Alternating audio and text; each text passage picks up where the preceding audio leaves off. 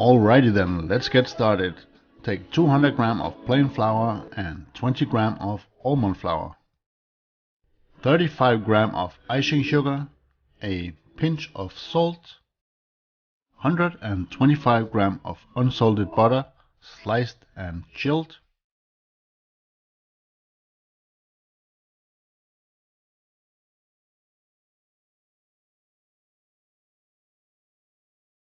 and now we're gonna pulse this on our food processor until the mixture resembles something like breadcrumbs.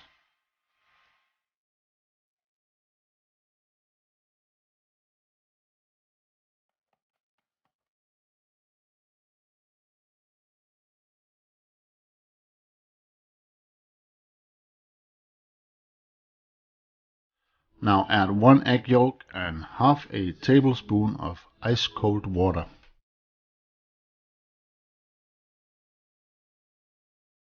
And a quarter teaspoon of vanilla extract. Now that we added our wet ingredients, we want to pulse it again until this mixture barely starts to come together. We really need to be careful now not to overmix it.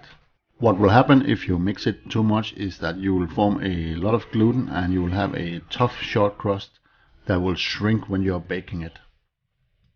All we got to do now is to tip it out on our work surface and gently give it a squeeze so it will come together, and give it a very quick kneading. You don't want to over knead it, you basically just want it to come together.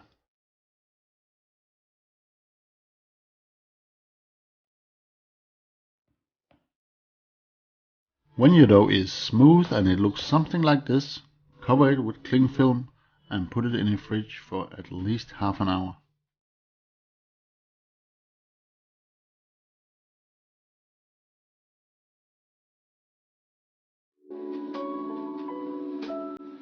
Dust your work surface with a little bit of flour and put a little bit of flour on your dough and your rolling pin as well. Then gently start to press down your dough and turn it and press it down again so that we can start rolling it out. And now we can start gently to roll down the dough, and as you can see, mine was a little bit cold and it started to crack on the edges, but you can just gently push it back together. As you are rolling down the dough, keep on turning it, that way you will get a nice round shape, and keep on moving the dough so you make sure that it doesn't stick to your table.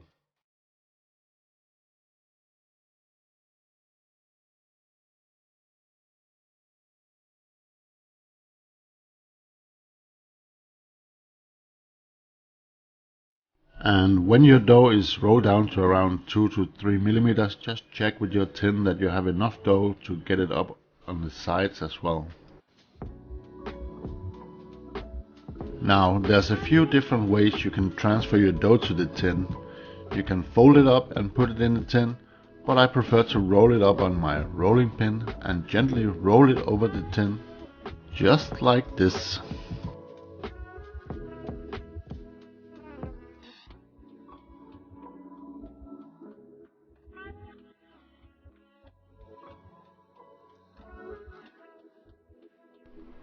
Now, without stretching the dough, lift up the edge and gently press in the dough.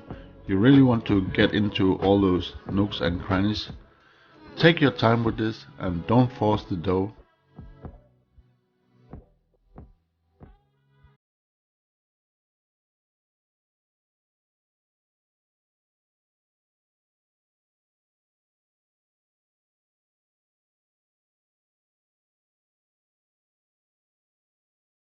To trim off the excess dough, just take your rolling pin and gently roll it over the edge of the tin, just like this.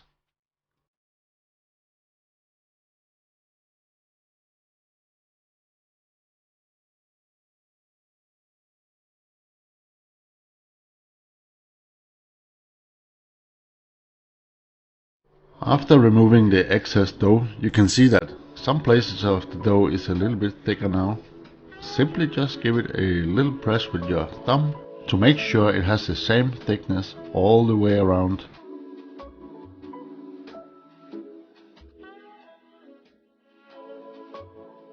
And finally give it one last trim with the edge of a knife, just to make sure we got all that excess dough off.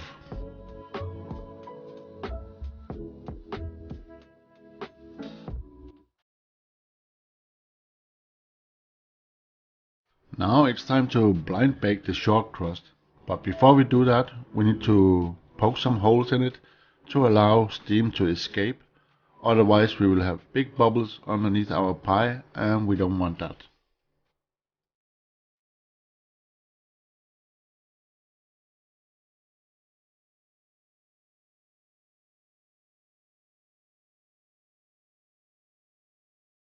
Take a piece of parchment paper and crumple it up like this, and we're gonna use that for our blind bake. Some people they use tin foil, but I find tin foil is a little bit too hard for pies and sweet crust. Sometimes it will rip your dough. Make sure that the parchment paper is all the way out to the edge before you fill it in with rice, just like this. You could go and buy some very expensive baking beans, but rice works really well, so why not use that? And you can use them over and over again. Bake it in your oven at 180 degrees Celsius for just around 20 minutes until the edge starts to get golden. Then remove the rice and bake it another 10 minutes until it's golden brown in the middle as well. As you can see, it's a little bit raw in the middle.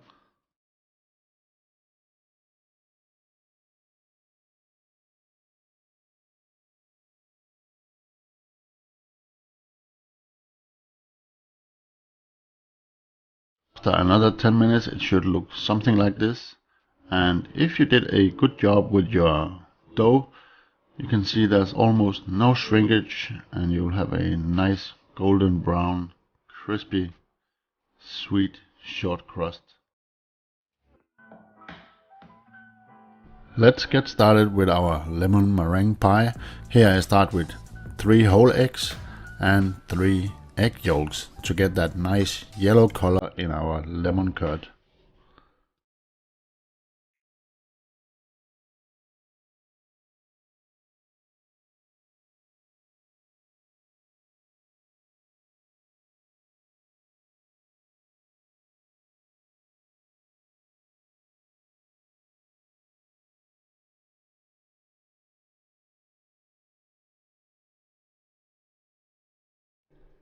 To your eggs add 150 grams of custard sugar and the zest of 1 lemon.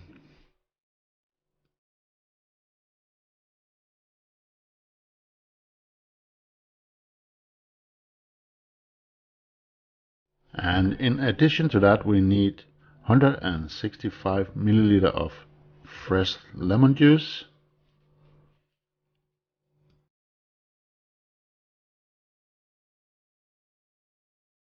and I just drain that so we make sure that no seeds gets into our lemon curd. Add that on top of a bain-marie and break up the egg yolks and give that a good mix, and then add 140 grams of unsalted butter, and then very gently stir this butter and egg mixture until the butter is completely melted. Be careful it doesn't get too hot. You can lift off the bowl once in a while just to make sure you don't make lemon scrambled eggs.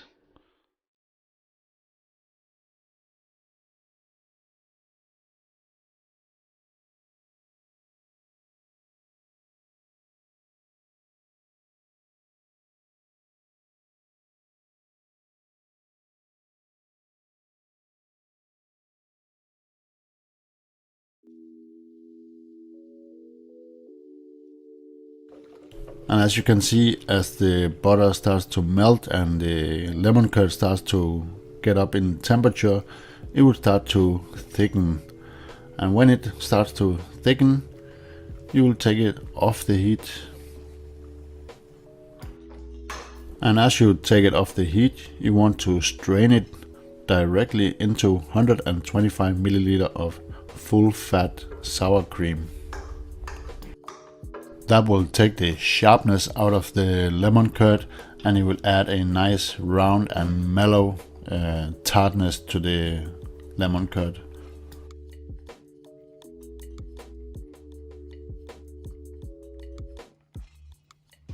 Give that a good mix and make sure it's all combined really well.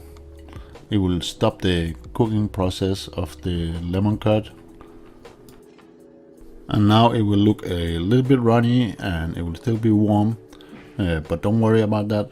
Now we need to pour it in our tart shell, and then we're gonna refrigerate that for at least 2 to 3 hours to set completely.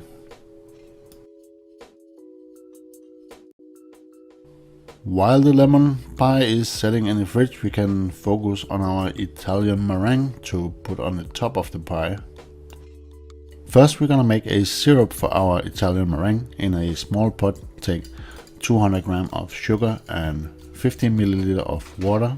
Slowly heat that up to 110 degrees Celsius. Take 4 large egg whites and add them to a very clean mixing bowl.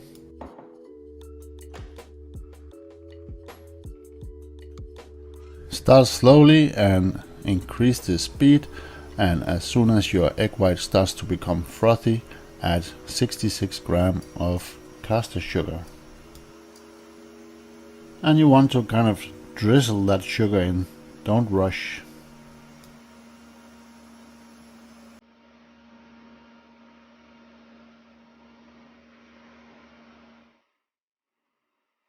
And you want to whip it until it starts to form these soft peaks.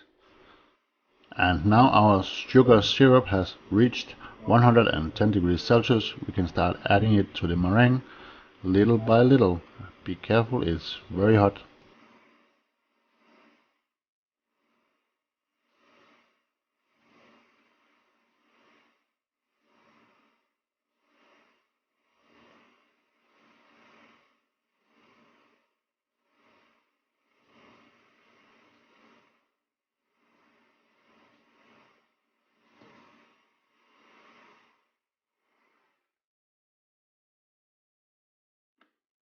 And now to the fun part, adding it to our lemon meringue pie.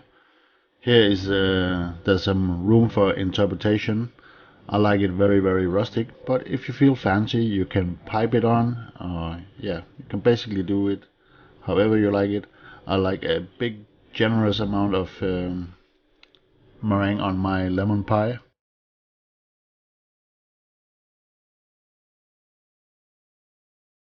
Now it's time to torch it. This gives a beautiful definition and a depth of flavor. If you don't have a kitchen torch, you should really treat yourself and buy one right now. And by the way, if you don't like meringue, you can totally top this with some whipped cream or leave it plain. That is totally up to you.